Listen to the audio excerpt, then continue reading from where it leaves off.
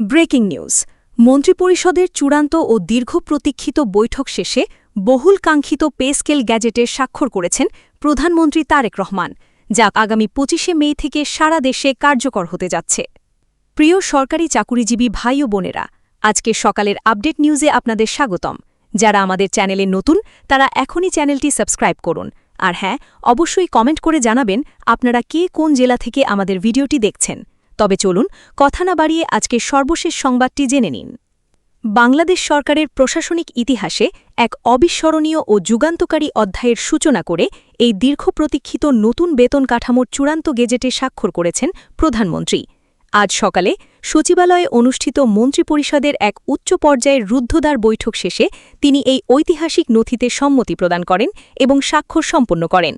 সরকারের এই অত্যন্ত গুরুত্বপূর্ণ ও সময় উপযোগী সিদ্ধান্তের ফলে দেশের লক্ষ লক্ষ সরকারি কর্মকর্তা ও কর্মচারীদের দীর্ঘদিনের লালিত দাবি ও প্রত্যাশা শেষ পর্যন্ত পূরণ হল।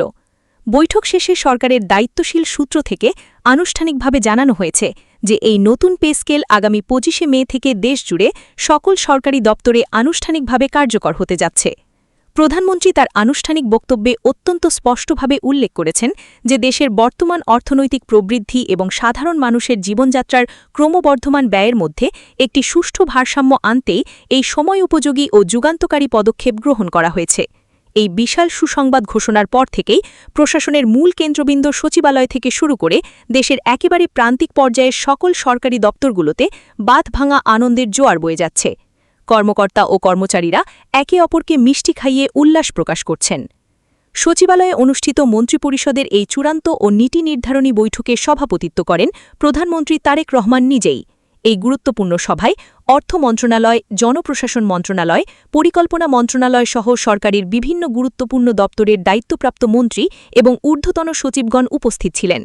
প্রায় দীর্ঘ ৪ ঘণ্টা ধরে চলা এই ম্যারাথন সভায় নতুন বেতন কাঠামোর প্রতিটি দিক নিয়ে পুঙ্খানুপুঙ্খভাবে বিশ্লেষণ করা হয়। বিশেষ করে নিম্ন ও মধ্যম আয়ের সরকারি কর্মচারীদের জীবনমান উন্নয়নের বিষয়টিকে এই পে স্কেলের সর্বোচ্চ অগ্রাধিকার দেওয়া হয়েছে বলে বৈঠক সূত্রে নিশ্চিত করা হয়েছে। প্রধানমন্ত্রী কর্তৃক স্বাক্ষরিত এবং অনুমোদিত এই নতুন গেজেট অনুযায়ী বর্তমান মূল্যস্ফীতির বাজার পরিস্থিতি গভীরভাবে বিবেচনা করে প্রতিটি গ্রেডের বেতন ও ভাতাদির ক্ষেত্রে ব্যাপক ও আমূল পরিবর্তন আনা হয়েছে।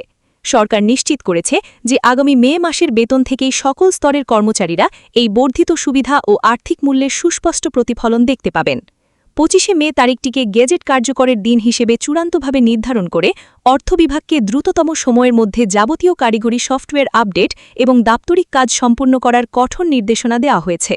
এই বিশাল বাজেটের পে স্কেল ঘোষণার ফলে রাষ্ট্রীয় কোষাগারের উপর যে অতিরিক্ত আর্থিক চাপ পড়বে তা সুচারুভাবে সামাল দেওয়ার জন্য অর্থ মন্ত্রণালয় ইতিমধ্যে একটি সুদূর প্রসারী ও বাস্তবসম্মত অর্থনৈতিক পরিকল্পনা গ্রহণ করেছে।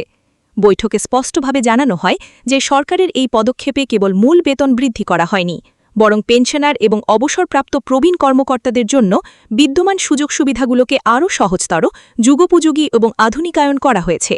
প্রধানমন্ত্রীর কার্যালয় থেকে এক প্রেস বিজ্ঞপ্তিতে জানানো হয়েছে, এই যুগান্তকারী সিদ্ধান্তটি কেবল একটি রুটিন প্রশাসনিক আদেশ নয়, বরং এটি দেশের নিরলস সেবায় নিয়োজিত লাখো জনগণের প্রতি সরকারের গভীর কৃতজ্ঞতা ও আস্থার এক অনন্য বহিঃপ্রকাশ। বিশেষ করে নতুন এই বেতন কাঠামোতে কর্মচারীদের আবাসন সুবিধা, যাতায়াত ভাতা এবং চিকিৎসা বীমার মতো অতি গুরুত্বপূর্ণ খাতগুলোতে বিগত যে কোনো সময়ের চেয়ে বিশেষ ও অতিরিক্ত বরাদ্দ রাখা হয়েছে, যা পূর্ববর্তী যে কোনো পে স্কেলের তুলনায় অনেক বেশি বাস্তবসম্মত এবং যুগোপযোগী বলে বিশেষজ্ঞরা মত দিয়েছেন। দেশের শীর্ষস্থানীয় রাজনৈতিক ও অর্থনৈতিক বিশ্লেষকরা দৃঢ়ভাবে মনে করছেন ২৫শে মে থেকে কার্যকর হতে যাওয়া এই নতুন গেজেট দেশের সার্বিক অর্থনীতিতে এক নতুন ও ইতিবাচক গতি সঞ্চার করবে। যখন লক্ষ লক্ষ মানুষের হাতে মাসের শেষে অতিরিক্ত অর্থ পৌঁছবে, তখন স্বাভাবিকভাবেই অভ্যন্তরীণ বাজারের চাহিদাও বৃদ্ধি পাবে, যা উৎপাদনমুখী অর্থনীতিকে চাঙ্গা করতে সহায়ক ভূমিকা পালন করবে। তবে এই আনন্দঘন সিদ্ধান্তের কোনো নেতিবাচক প্রভাব যাতে সাধারণ বাজারের ওপর না পড়ে এবং মূল্যস্ফীতি যাতে নিয়ন্ত্রণের বাইরে না চলে যায়, সে ব্যাপারে প্রধানমন্ত্রী তারেক রহমান কঠোর হুঁশিয়ারি উচ্চারণ করেছেন।